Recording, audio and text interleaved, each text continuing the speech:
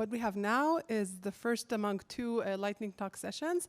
The talks in this session are all talks that appeared in EC, but we thought it would be nice to see them in a short version, kind of in this context. And we'll have just 5 minutes per talk, and I will try to keep the time strictly.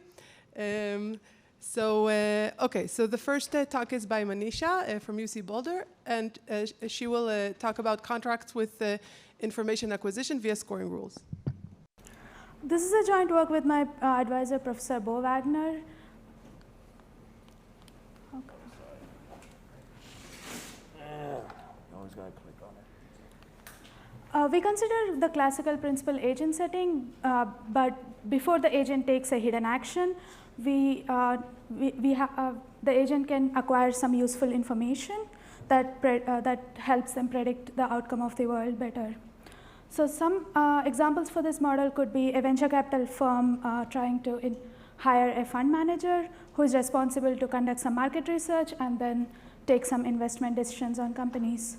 Or it could also be a company looking for a marketing firm, and the agent is responsible to conduct some market research, which is the information acquisition phase, and based on that research, they then sign a contract and then run a campaign among all the options available to them.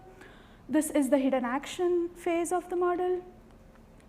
And whether after they choose some campaign, it could either be a success or a failure, and based on whether it's either of those, they are paid accordingly. That's been predetermined by the contract.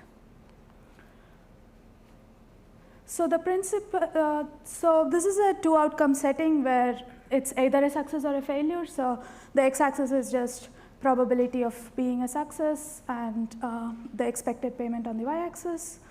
The principal might be interested in incentivizing a plan, since they have more options available to them now.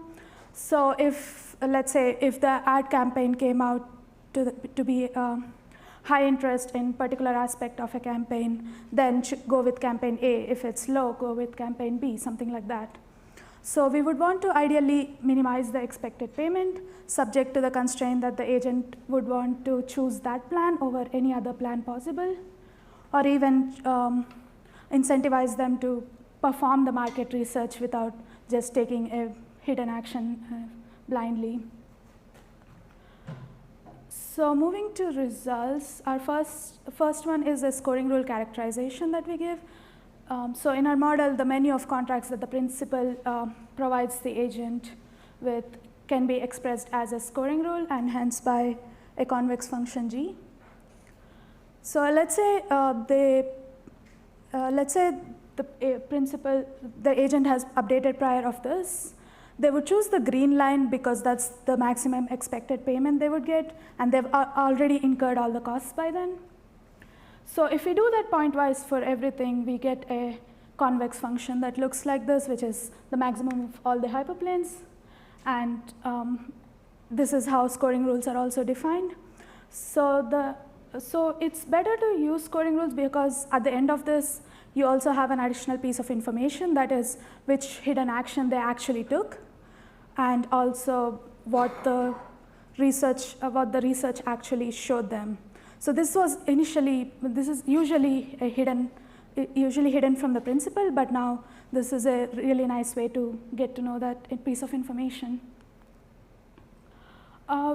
We have some results in information acquisition subcase, which is when there are no actions, but the agent can be incentivized to go acquire a signal, report back to the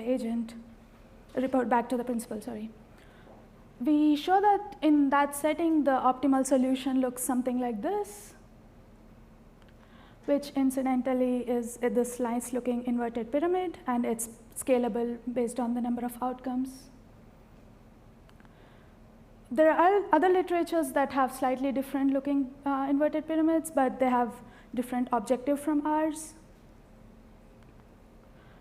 For the combined setting where you have both information acquisition and a hidden action that you want to incentivize, we show that there is a polynomial size linear program for computing an optimal, and we use that LP to further minimize the size of it and also get some necessary conditions for feasibility.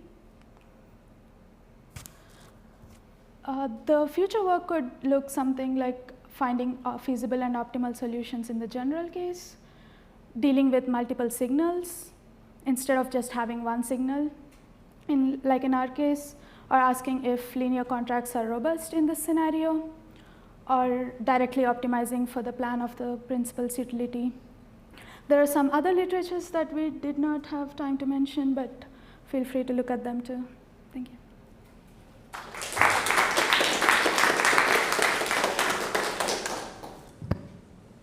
Okay, so in the spirit of a lightning session, we will go straight to the next talk, and thank Maneesha again.